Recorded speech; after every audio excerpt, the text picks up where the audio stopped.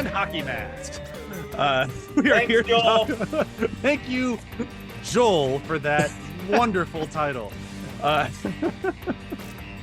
Homicide, Hooters, and hockey masks. Yep. Just don't say I contribute nothing to this podcast. Well, we were Never trying to said find that. For a man who calls himself negative, that sure was a positive. This is our new Friday the 13th show. We've been talking about doing this show for fucking years, and we're finally doing it. And I'm very, very excited to talk all things Friday the 13th. For those of you keeping track, this will be the fourth podcast I've done on our network about Friday the 13th, and I don't plan to stop anytime soon. But I can't do it alone. We got Matt, Zombie Dog, Jack the Ripper, Dykes. Hello, dearie. Hello. Hello, sexy lady. Hello. We're going real famous on these first ones. We got Joel, Zodiac Killer, Dewitte. At least it's not John Wayne Gacy. We got Ryan, for it. John Wayne Gacy. Even if it wasn't going to be John Wayne Gacy, it very quickly became John Wayne It Gacy. certainly was not. I was John Wayne Gacy the whole time.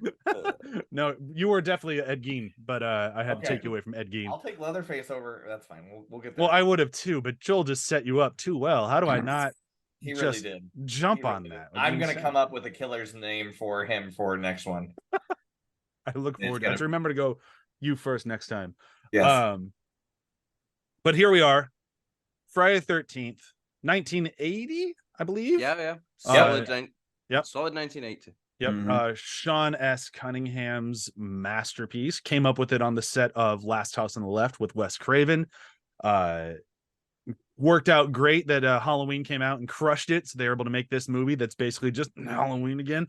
Well, it's with a it's- twist Yeah, but Hey. with it's in the woods. Yeah. and a twist ending. A twist ending, yes, which you did not see coming. No masked villain in this thing, just a real bitter old lady.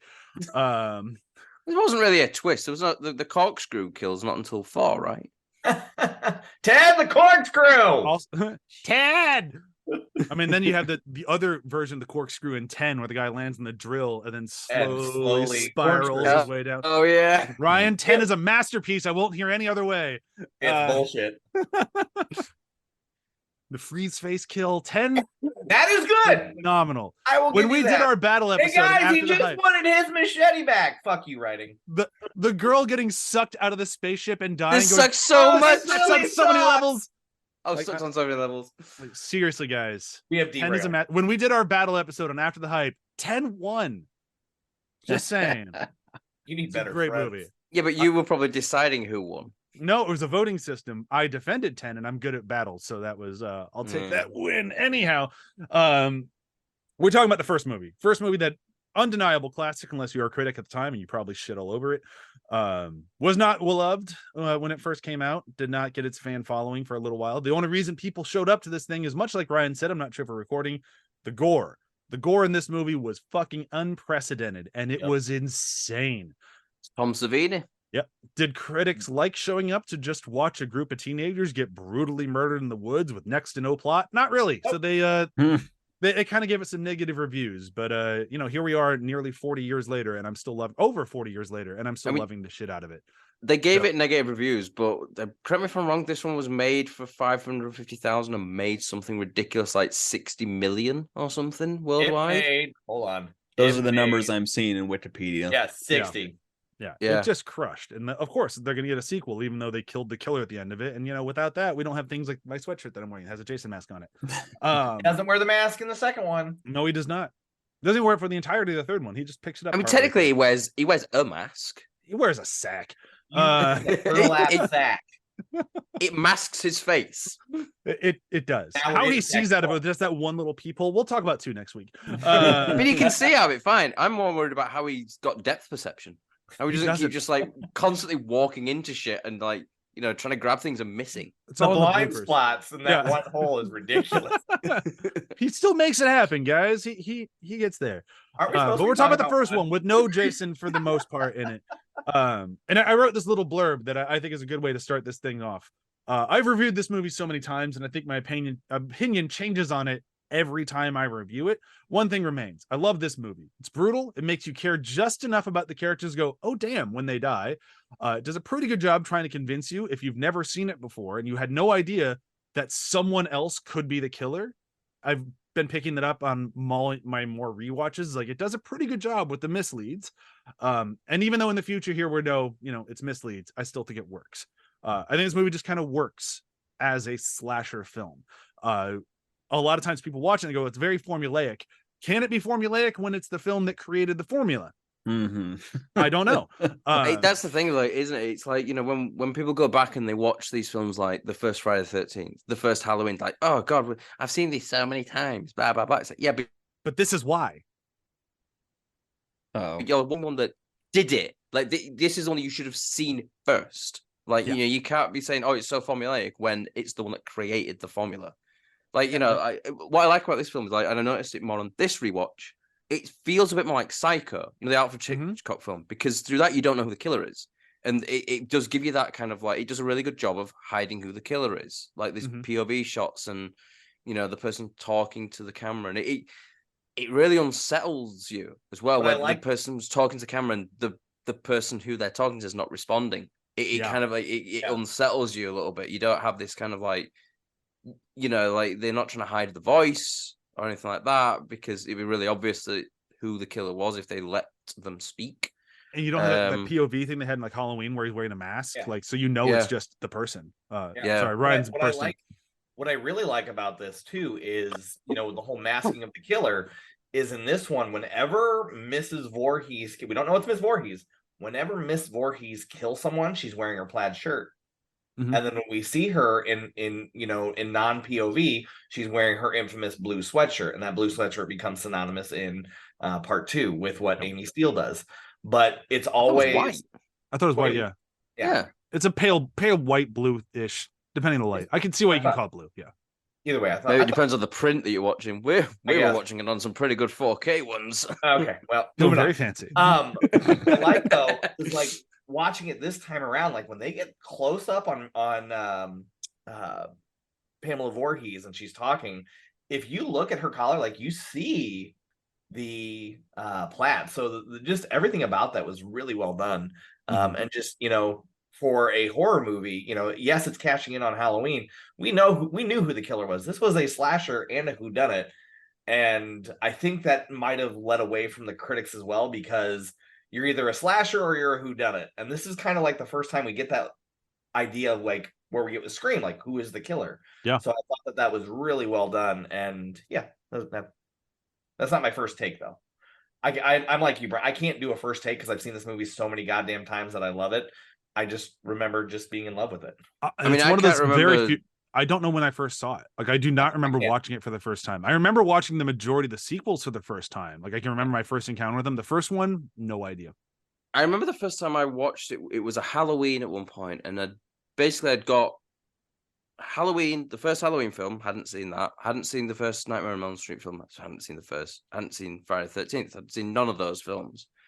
And it was me and my girlfriend at the time. We basically said, right, we'll do a horror night for Halloween. And we did Nightmare on Elm Street, Friday the 13th, and Halloween.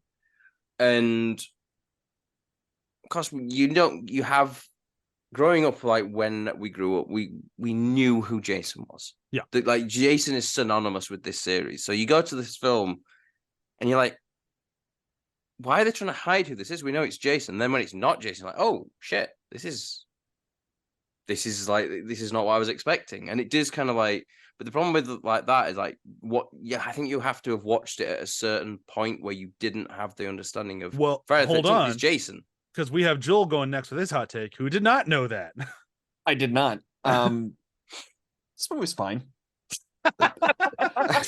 No, I finished the movie, and at the end, after we were done watching, my gut reaction was just like, I don't know how I feel about this, because I do feel like the characters are mostly all throwaway.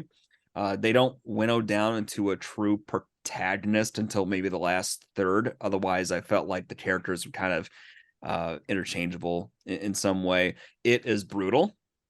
Like, it's just a bloodbath of what's happening. Knowing about one. Yeah, but I know. I can't wait for him to see 4. Or Yeah. great. But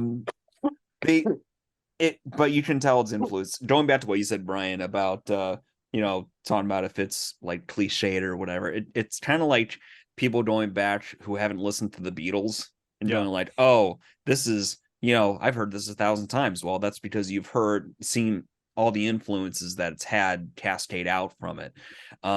So I did not see the twist coming. I didn't have the question of who is this, because my preconception, Matt, was just, well, it's Jason. I know what the series is about. It's Jason. I think the first person view of it's really clever and interesting. I think overall it's a very good film. It sort of arrested me at first once I saw credits on it. That's all.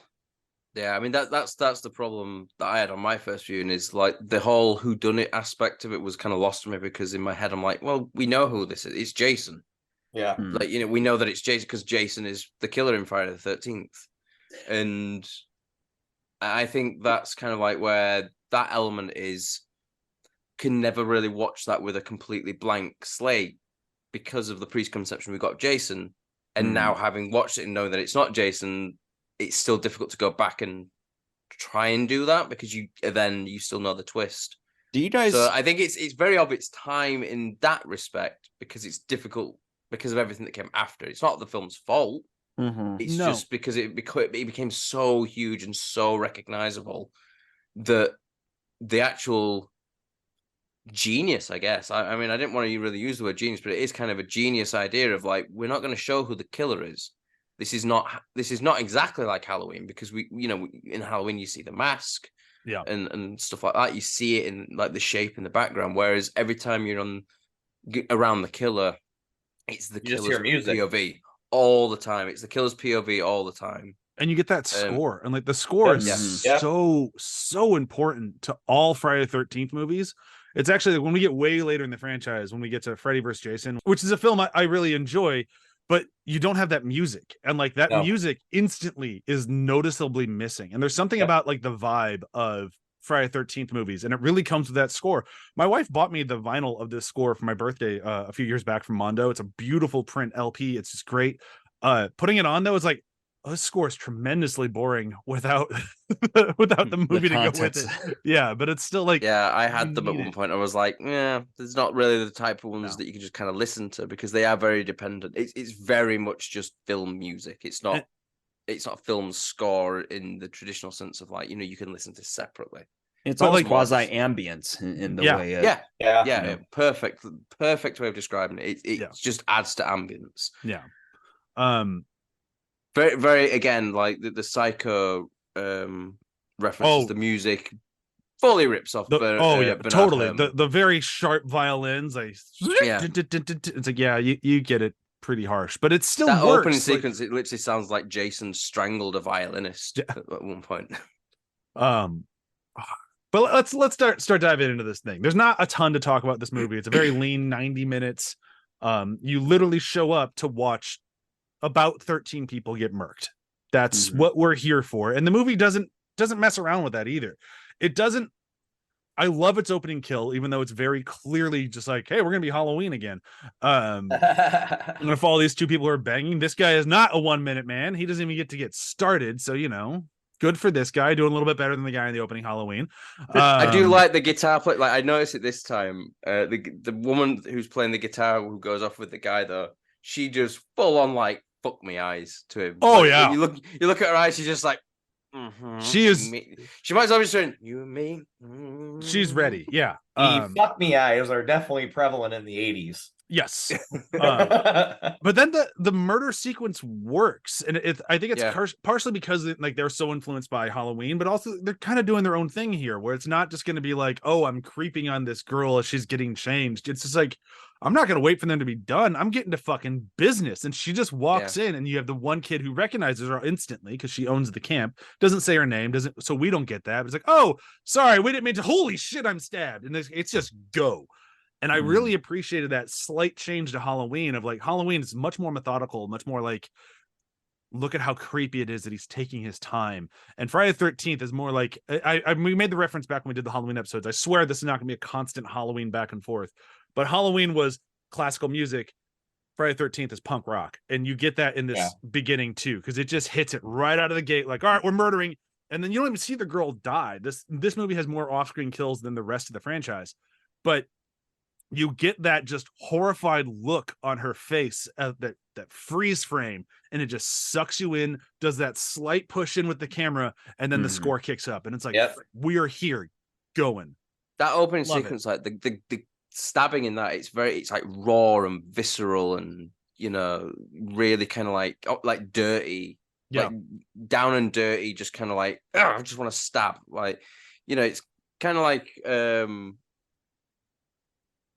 I don't know if I would call it visceral though, because all you see is you just see him go down, and then he's holding blood everywhere. Yeah, visceral in terms, like, what I mean by visceral, I don't mean like visceral as in the viscera you're actually seeing. I mean like just kind of like how intense it is, because it is just so like, like immediately it's like, so in Halloween, for example, the POV, he focuses on the knife going in and out. Whereas this one, we focus on the pain, the look on the guy's face. Yeah.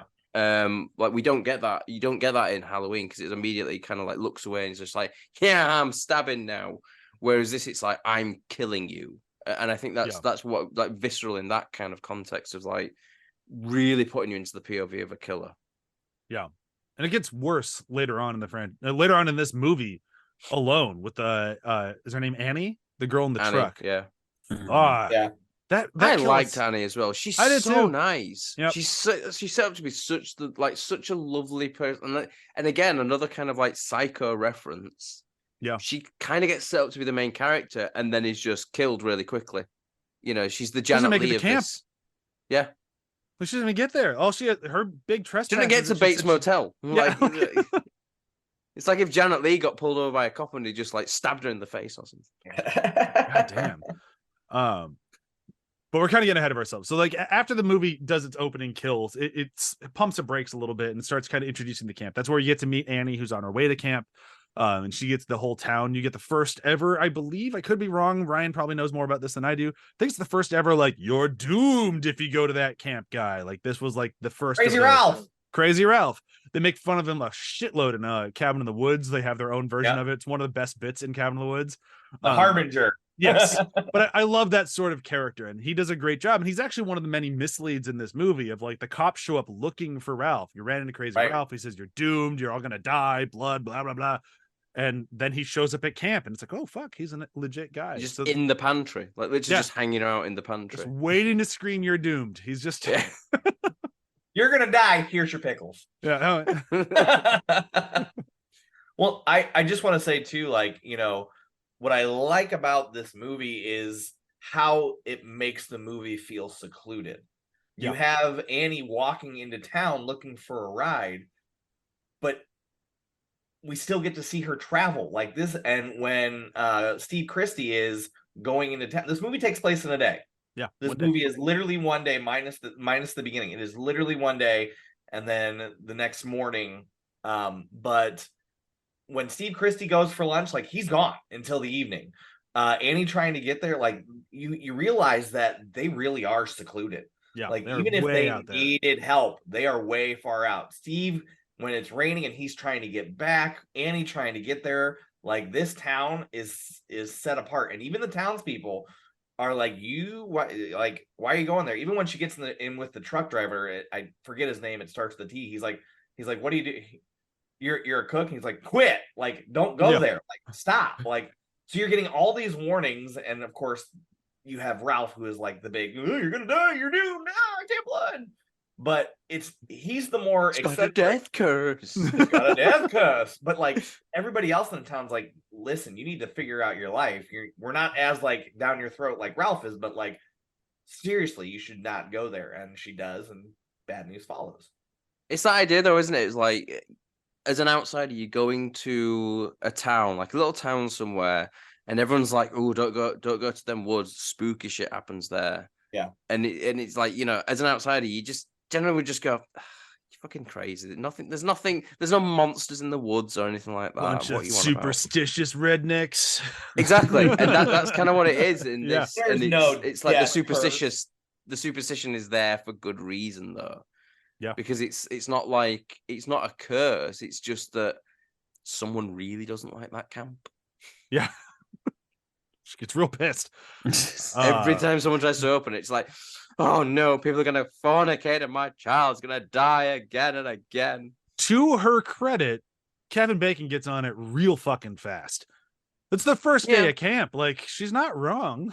And he gets down while his friend's dead above him as well. Oh yeah, like they didn't even check the room. Like, Jesus. Hey guys, know? 80s pot does weird things. From what I've heard, 80s pot was pretty weak. I think these guys are just shining it on. But yeah, so I do appreciate the movie does take its time to like show these characters like setting up the camp. And it really, like, I'm not sure, has anyone here seen Last House on the Left? Yep. I figured Ryan had. I'm more asking for Joel and Matt. I need to see it. If I have, I don't remember it. So Yeah. You would remember this movie. yeah, you don't Okay, forget then Last no. House on the Left. Yeah, I've heard that it's kind of rough. It's should we say. very, very rough. And it's tough for me to recommend it, but knowing that the guy who made Friday the 13th started there kind of makes sense. And when you watch that movie, it has this sort of like almost mundane feeling to it of like, this is just everyday life. And now these women are getting fucking brutalized. And I get the same vibe in Friday the 13th. Like, you can kind of tell this is the same guy who came to that, because the movie doesn't really try to have a plot. It really is just kids getting ready for their summer job of setting up camp. Like, all right, I'm going to go take, all right, where's the bow and arrow thing? All right, I'm going to go with the bow and arrow thing. I'm going to set that up here. And I don't know why it's been shot so many times. Camp isn't open yet, but whatever. So I'm setting that thing up here and like, oh, Working he's on a kind of budget, flirting man. with me. Yeah. Yeah. But I nothing. do like how when they're setting that up though, like Ned really nearly kills Brenda, and within Ned's seconds, a fucking asshole. I within love Ned. within seconds, though, love him. she's laughing about it. She's like, "Oh, you nearly killed me, you Yeah. silly goose." Yeah, he's an asshole for that. Yep. Well within her rights to murder him. She doesn't. Yeah. But she William definitely should. Tell he is not. Yeah. He could have easily accidentally killed her. But I like all that. Like, I like them setting up like the dock for kids to go swimming on, like, and that whole like all of that. It just kind of works. Of like, this is very mundane day in the It's life. slice of life stuff. Yeah. It's like Yeah. we'll take a slice of life of these teenagers who are setting up this camp, and and then we're gonna have this killer just suddenly come in. Like, this film could have gone so many different ways. You could have had it like with the same exact setup. It could be a comedy. It could be a coming of age thing. This scenario would work so many different ways because it is so slice of life. It's just Annie, I'm trying to get to this camp. We Then joked the rest of the kids we're putting the camp together, we're fixing it up and everything like that. And then when you have the killer coming, it's like, we're taking that slice of life stuff and we're injecting horror into it. Yeah. And then the horror gets Are so we using fucking- the term slice like relative or we I really don't know, sliced yeah. some lives. I think it was it was maybe like an old, I don't know, like an old terminology for documentaries or something, like that certain type of documentary that was on the BBC back in the day, and I just like pulled that out of my head and I've just like said it about 10 times. it fits? It fits in with this trilogy. I like it. Yeah. I Jason's got like a a slice question. of and- life. Here, I got a question, and maybe it's something you guys can't answer since the history of the series. But one thing that I couldn't pin down with the way that they don't show the killer was, are you meant to suspect that one of the cast is one of the killers, or I Okay. thought so. All Like right. going back and rewatching it, I think the one that they push really hard for quite a bit is Steve. he's because the one who Steve kills goes the off snake, in- right? Especially when he No, touches Steve. her face. Steve's the mustache Steve's the main dude. dude. Oh yeah, He's- yeah. Because touches when he her goes face- off from the camp, he's in a jeep, Yeah. and then we see that like Annie gets picked up in a jeep, and it's, I think that's kind of like who they're pushing. But then he touches what's her name's face, Alice's face, really Yeah, weird. really Wow. weird, yeah. really, I was really like, creepily. "Pink moment." But the problem with it being him is that if you watch the trailer for this movie Shows him ruins any of this, because the trailer Hmm. just goes through and shows every single person that gets killed. Like, it's just quick Wow. shots, because it's like Yeah. 13 murders. So they go through each one of them and you just see their faces going, ah! The other there's person a they couple pushed- misleads, but not really. Yeah. The other person they push obviously is Crazy Ralph, but the big person that's other is Bill. Bill is rarely seen. He's not seen a whole lot. But then there's that scene where he kills the snake, and then he's just walking by and he just He puts has the machete. up, just like very nonchalantly. And when you first meet Bill, he's very like hands-on type of guy, helping out. Almost a little timid. But then when he kills someone, it's like he's very relaxed, and I appreciate that, because it's like, oh, it could be him. Yeah, that the throw into the snake was actually something I completely stole for a movie I helped make in college. Was like, we needed to figure out a way to make this person seem misleading. I'm like, have them kill something and have them look like they kind of enjoyed it a little bit. And like that was entirely a reference to this, because when he kills that snake, he puts the machete on his shoulder, and just that look at the staring at the dead snake is like, oh, here's a bit of a mislead.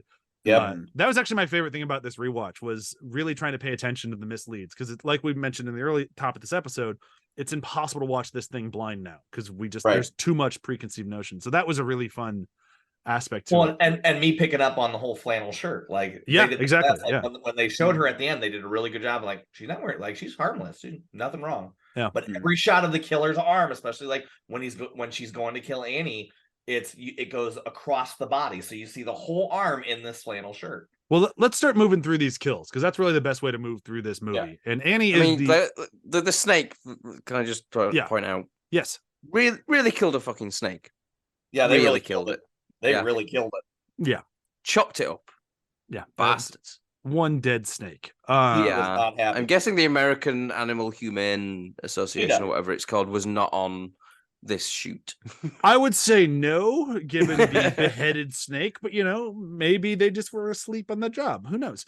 You didn't see him cutting the head off. They cut the tail off, which I think is that's just torturing the poor thing. Well, they do the head and then they cut it in the middle. Like they hits it twice. There's just like a chunk of I thought it was snake. the tail that he cut off first. I'm pretty sure it's the head, but I could be wrong. I'm pretty sure it's the head. Either way, it's dead now. It'd be dead now if he hadn't done it. 40 years. It's been dead for 40 years, and we're caring about. If it wasn't dead though, it would be one humongous snake by now. Yeah. Anaconda. Holy shit. We're not doing Anaconda. We're never doing Anaconda. Anaconda is just the revenge of the it was that snake's baby, and it's mama snake. We did make the joke in one of our other podcasts we done Friday the 13th that Wet Hot American Summer is the prequel to the Jason franchise, because the kid drowns in the lake at that one point. Yep, I love. So that's Camp Crystal Lake. All right, let's start moving through these kills. The first one who dies, I believe, is Annie, right? Yes. Well, I mean, besides the two. Yeah, I'm not counting the 3 kills. Annie's kill is fucking brutal. Yes. Out of the entire franchise, that might, when we get way down the road and we start ranking these things, that will be in my top kills. I can almost guarantee it, because it's just so fucking oh, poor girl. That just sucked. And I think the problem, what makes it more brutal is we've got to know Annie. Yeah.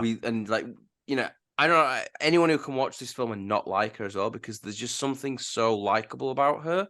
Mm-hmm. And then to see her die in such a horrific way, Tom Savini's makeup effects, it literally looks like someone actually cuts her throat. My 4K restoration is the first time I can really notice the makeup. You can kind of I noticed that a little bit this time. Just a bit there and just a little bit, but it's so close, and it's something we've never seen.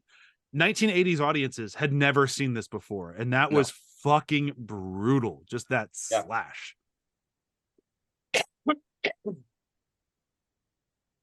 Oof. All right, next murder. Ned. Yeah, Ned gets killed off screen. Kind of a bummer. You get to see his very brutalated body later, but it's still the same concept. It's just a throat slash. Yeah, it's kind of it's this kind of setup though with that, because you see someone, follows him into the cabin, and then there's almost this kind of mysterious thing, because then Kevin Bacon and whoever the woman he goes in with, they go in there. Maurice, Marcy. Yeah, sure. They go into that same cabin and no one's in there, and it's and again, I only picked that up on this rewatch because really more paying attention to it. I was like, hang on a minute, Ned went in there. And I know there's a dead body up there because I've seen this film before. What I like is that but when it's they're quite good doing how it's set up. when they're banging and the camera pans up, Yeah. if you notice, there's pillows. Pan up. There's pillows behind him, so he would be out of view. Like he's on top bunk and they're tall. You would see him, but there's stuff behind him. So like, Killer made sure to hide the body well. Yeah. So. Like mother, like son. Like that's what Jason gets super into later too. I don't know. I don't think like with Jason, it's hiding. I think it's more like the pata reveal. Yeah, it where is he very gets much. into. Look what I did! I nailed a guy to a tree. Look at this guy! I took it. I gathered his head and I put it in that police car for you. Yeah. Oh. He asked for a corkscrew, and I gave him a corkscrew. I'm a good boy. I handed it to him. See what I did there? Oh man, we got to get to my favorite kill. Yeah, Jason kills are. If your favorite kill is not the Kevin Bacon kill, I'm going to be extremely surprised. It's Kevin Bacon. Yeah. He's next. Oh my god! And I watched the uncut version. I wish I got that in there. Fucking hell. What an insanely brutal kill. It still makes no sense. Like, ever since I was a kid watching this movie and just seeing the hand wrap around to his head, I'm like, how is this person like making this happen? You can't see because it's an audio medium, but I'm trying to figure out how he stabbed an arrow through a bed, through a neck. Unless Killer is like shimmied up and has hand up like this and then just goes up like that. But that honestly makes it a little bit more horrifying just because that nature of it. But when we talked about how we could kind of spot the makeup a little bit on Annie, cannot spot it on Kevin Bacon. Some of the best special effects ever. Even the thing with that is the lighting. Well, yeah, it's all candlelight, but like, and I believe they kept it by candlelight. But even in the uncut version, because this movie was cut to get the R rating because the violence was just so much. And if you watch it, like all of them ended up being cut. Well, right, there's not a whole 4 6. But yeah, I missed 4 7. And 7. But, but with this, like when the arrow's going in, like we see the pool of blood, but the longer take is like there's a thing with they push the air through, so there's just like a streamline of blood that just comes up on. Oh, it's a fountain of blood. But that was a mistake, right? Yeah. Right, because the Brian can probably speak to that more. Because the air something with the air was too much. They got too much. Yeah, there's a blockage, I think. Yeah, there was a blockage, so they had to like push really hard to get it through, and it just like went right. Oh god! Yeah, and that's what was kept in the final film, but then it was cut. So when we get the uncut, we get that death. But man, that just speaks to Tom Savini's genius. Oh yeah, and I'm not sure if it's true or not, but I'd heard the story of like Tom Savini in school, like for a final project, just putting a head he made on a table and going under the table and just had the head basically melt based on the stuff he was doing under the table, and like shit just popping out of the eyes and just doing that. And that was his like, look at how good I am at makeup special effects. I hope the story's true. I've never and I hope it is, but I don't know if it is because I read that like a lot of what he got is Vietnam. Inspiration from was Vietnam. Being a combat photographer in Vietnam and seeing the real stuff, and that's how he sort of like decided like, oh, I can make this stuff look real. I think he had an interest in it. Yeah. And I've heard that's far more believable than the thing I've heard. Maybe mine was a special effects demo. I don't know, but I've heard that story about him, and I hope there's something to that's true because it's a really cool story. What, the Vietnam? It's not a story. Like your story where the head. The head on the table, I think. The head on the table, yes. Not the Vietnam War. That one I believe is real.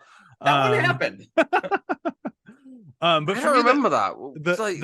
The Kevin Bacon kill. I'm moving past Vietnam. The Kevin Bacon kill for me is so good because it's not one of those that we've gotten very used to in horror movies where something happens, and they do it throughout this movie too all the time. Something happens to a body, the body falls into camera with whatever happened to it already having happened. So like the apps later with Marcy is just in her head and she falls in the screen with it embedded in her head. We don't see the actual thunk.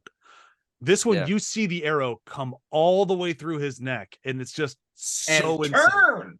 Turn. Yeah. Damn. And he puts a great face on in response to that too. You know, the very like that shock. Yeah. You know, more so than pain. It's just that shock of feeling it go through your neck, and it just. Ugh. and I remember talking to someone in one of our episodes where I'm like, well, I don't know why he wouldn't just get out of bed. Like, yeah, that one hand is holding him down. And somebody's like, because the arrow went through his spine. He can't move. Yeah. Yeah. Oh, fuck. That's pretty good. I'll take that. I mean, it happens that quick as well. You can get away with that as a reasoning. Yep.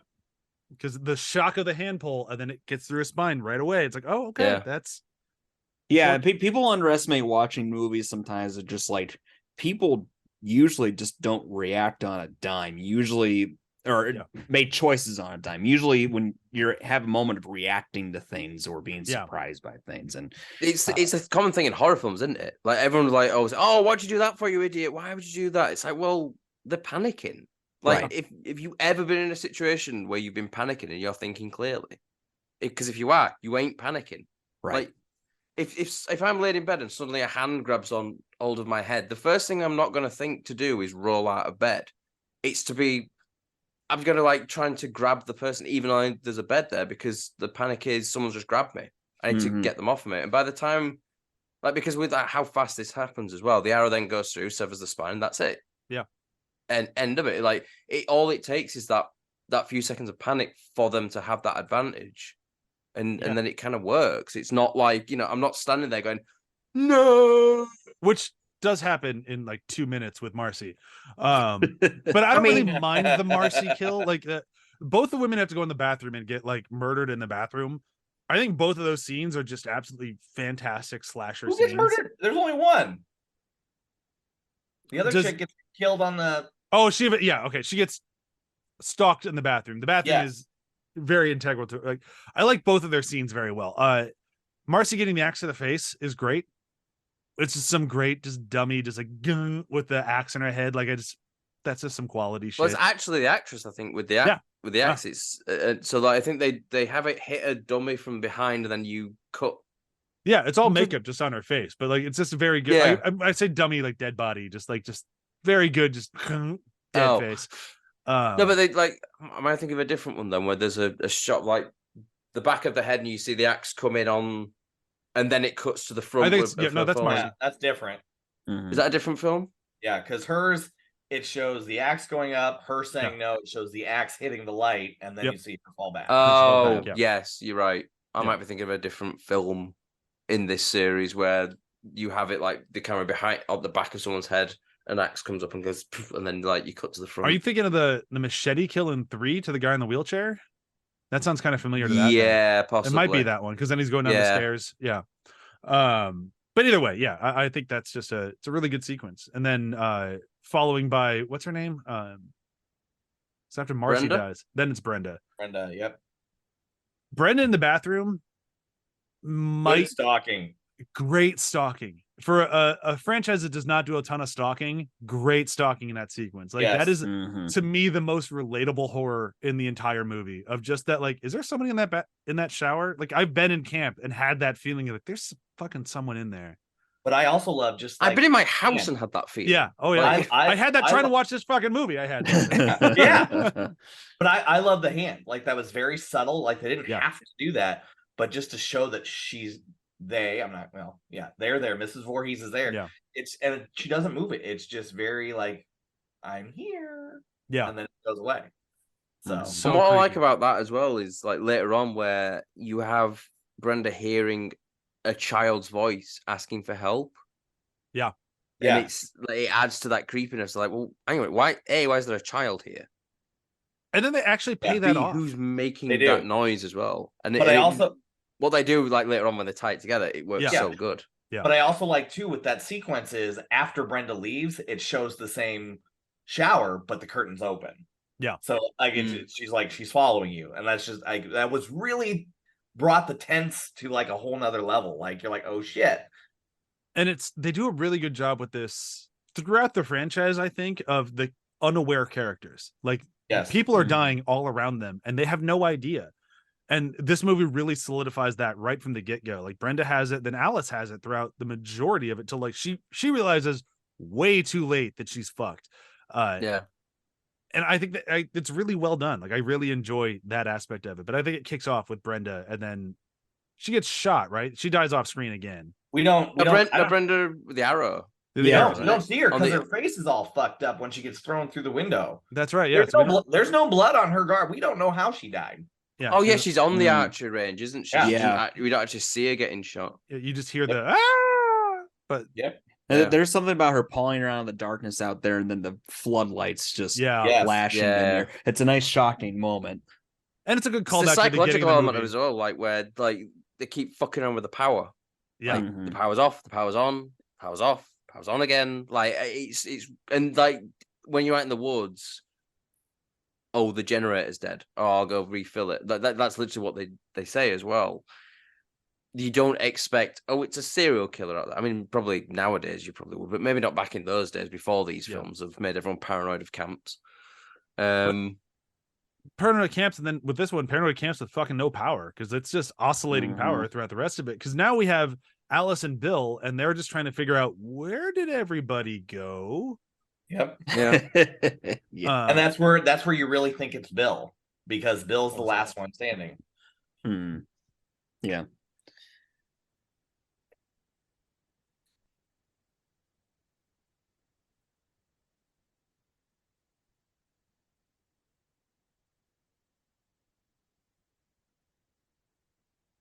Crickets. Poor kid. We're just enjoying this moment between father and son. Yeah. So he just wants to spend time with his dad. Wondering why he's in the room. My kids are griping right now because they don't have access to Roblox. So my son went with my wife to go to take a part back. Take a part back. Yeah, we had our sink is all up. I think it said park, like a whole park. I was like, Jesus Christ. I mean, we can. I mean, well, you still got the warm days, I guess. Yeah. Hey, the Bears are up 21-3. The Broncos are that bad. Good day for Bears fans. Yes, it is. Yikes. Break the streak. 21-7. Where were we at? Bill.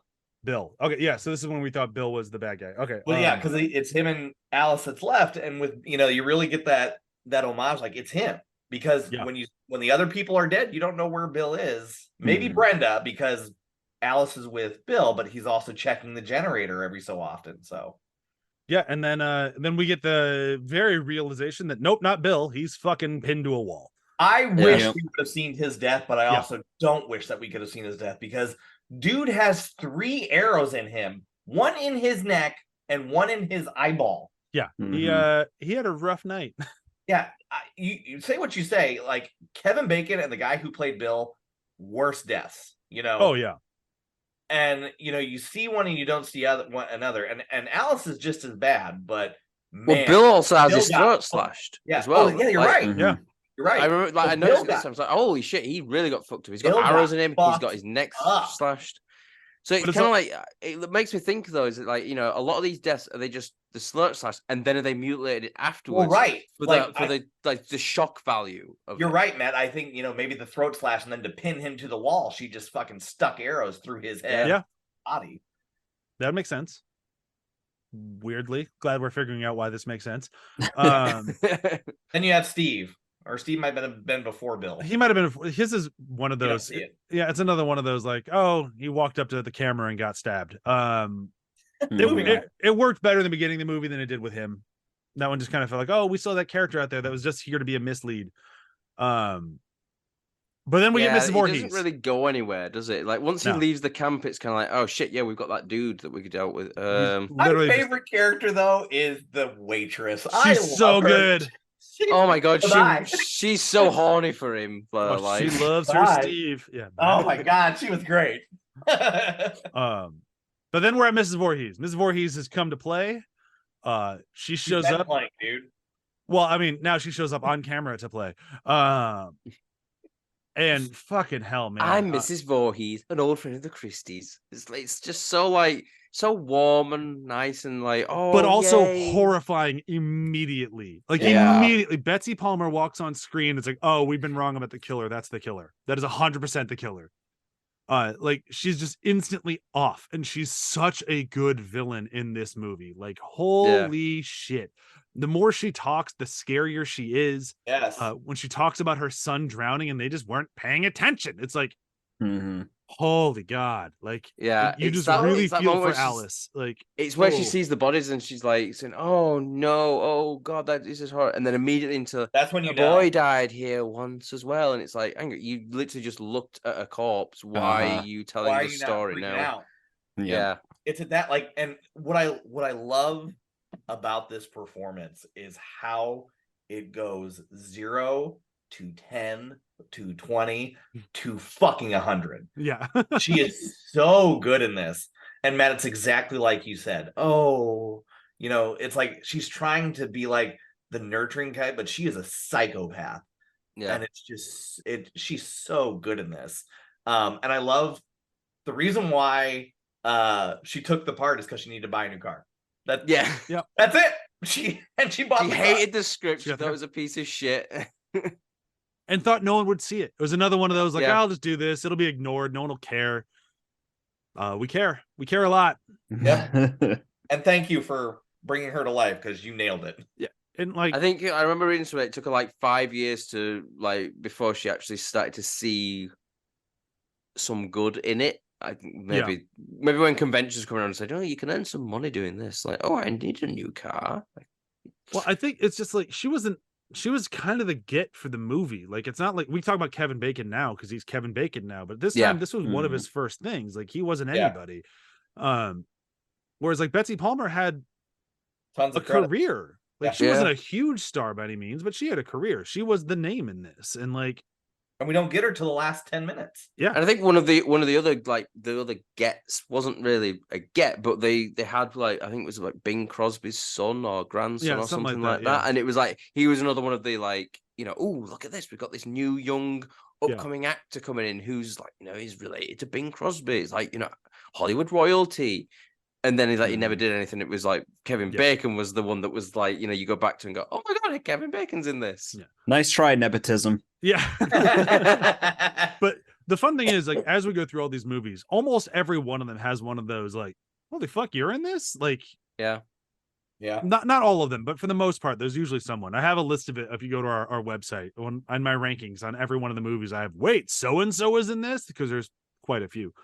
But when it comes to like late 70s, 80s slasher films, it usually ends up being the last 15 to 20 minutes is just a girl running away from somebody who wants to kill them. Like, the quintessential for me will always be Texas Chainsaw Massacre because it feels like it's half the movie there. But this one I think does a really good job of it. Like, it does a lot of like breaks of like, all right, I'm gonna get here. I think I'm good here. I can hide here. They have like Alice hiding in the in like the pantry, and then the giveaway that she's been found is just the doorknob behind her head starts turning. Yeah. Yeah, like, oh, it's you're so fucked. good because like you can see through the little slats, you can see that she goes back there, back and forth, like and then leaves, and then Alice sort of like turns around and she's like kind of like relaxing a bit, and then the camera's on her, and then you just suddenly see the light glinting off that door handle, and as it starts to move, and it's like that's so well done. And then it just sort of goes and boom. Like, Jesus, we're off to the races now. And then Alice gets some good hits in. Like, she actually she fights back. It's nice, just like it's always nice seeing the final girl who legitimately takes shots at the villain. And her biggest problem, kind of like most final girls, I did it. Headshot. Go for the head. If you didn't go for the head, they're not dead. Don't walk away from she the hit killer. her on the head with the frying pan. And there was blood. Remove the head. Yeah, that's what I say. Well, she learns that eventually. But yeah, just a little bit of blood. I'd keep thwacking a few times. Negan it. Yeah. Poor Glenn.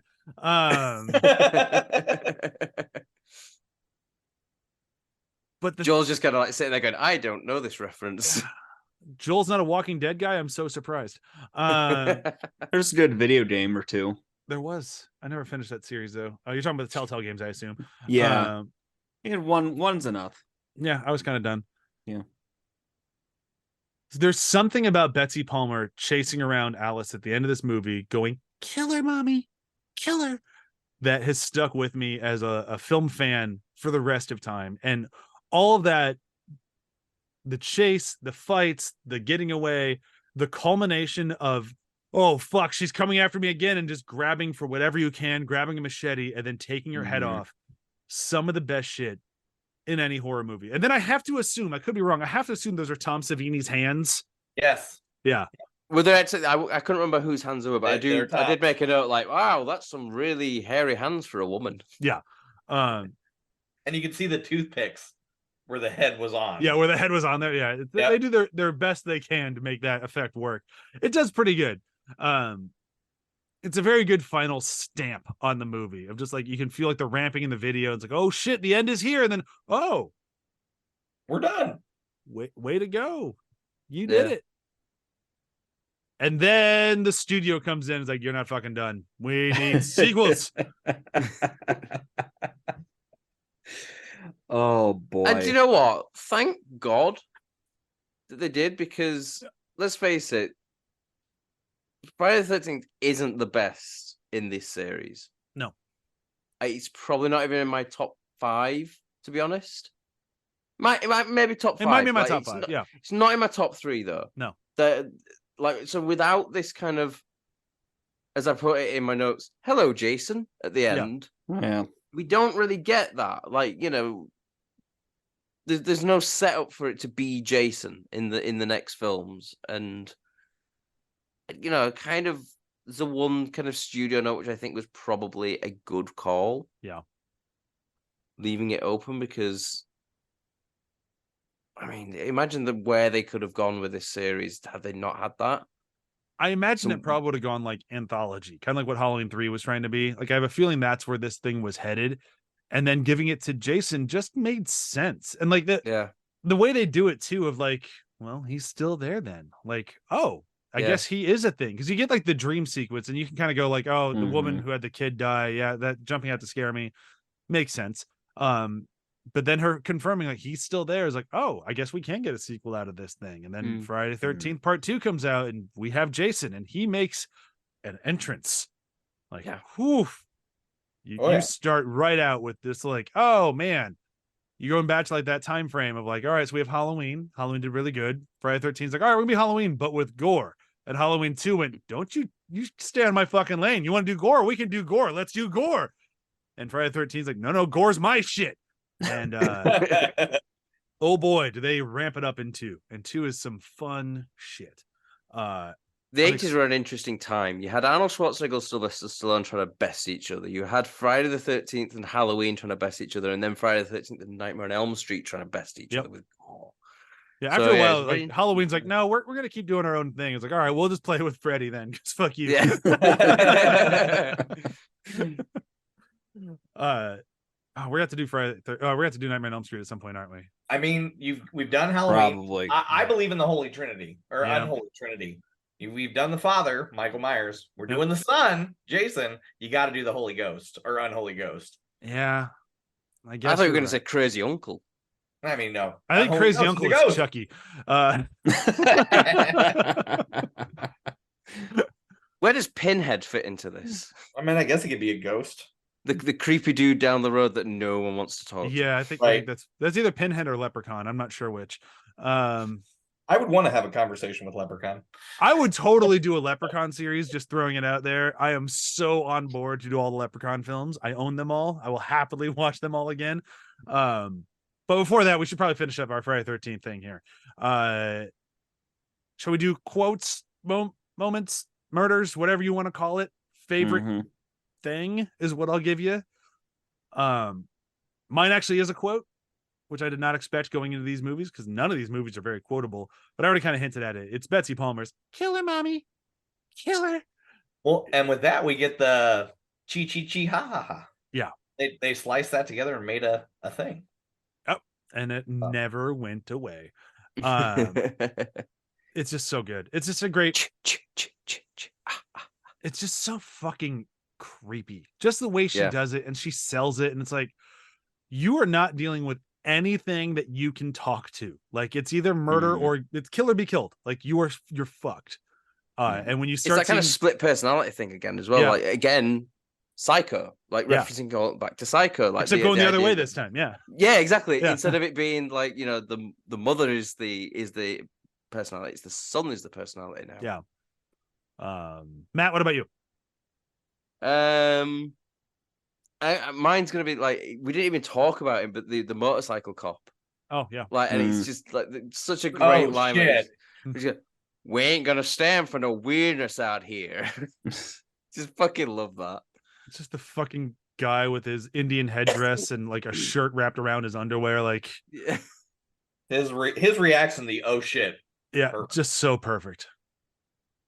That motorcycle cop though is so weird himself. Oh. Though I just think it's so funny. Clearly, the actor didn't know how to ride a bike either. Like, so Yeah, I know. They cut. It looks. If you go back and watch that, it looks like they cut just before he fell off. It's right Like- before he had to like legitimately turn. Like, that dude definitely dumped his bike. I do not. There's no way he didn't. He looks so uncomfortable. Joel, what about you? Favorite quotes? It has to be the surprise twist at the end of Miss Voorhees being the killer.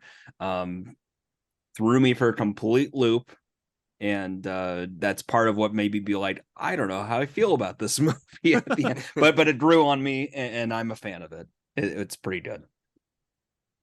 Ryan, last but not least. I'm gonna have to go with when Mrs. Voorhees is talking to Alice, and you don't know quite how to feel about her on your first one, and only Betsy Palmer can say this line completely calm. But she says, "Come here, dear. It'll be easier for you than it was for Jason." Yeah, that is so good. That line. I'd forgotten about that. Actually, that's super creepy. Is that? Yep. I was She like, "Lady, sells that run!" shit. Yeah. Because after this, we don't really get going it. to die. Yeah, our charismatic killers are few and far between in the Jason franchise. We had one. Our talking killers are few and far between. Yeah, we get some from Jason every now and then, but that's afraid to get your hands dirty. yeah. Oh, he does. Oh boy. All right, so that is Friday the 13th. I fucking love this movie, and I'm very, very excited to jump into the Jason of it all next week with Friday the 13th Part 2. Great movie. Might have, if you go back to the ranking episode I did with Matt, had my favorite Final Girl in it. Final Girl in Part 2 is easily one of the best. She is a fucking badass. She is smart. She's quick on her feet. Really, really excited to talk about number 2. 2 is still the only movie that legitimately scared me at any point. And I'll talk about that next week, because there's one shot that, like, as I was watching, I just got like this pit of dread in my stomach. I'm like, why? And we'll talk about that next week when we get to it, because it's great. Let's do a quick round of plugs. We're gonna say goodbye for this show, every other show on the ATH network. Be sure to check out athpod.com.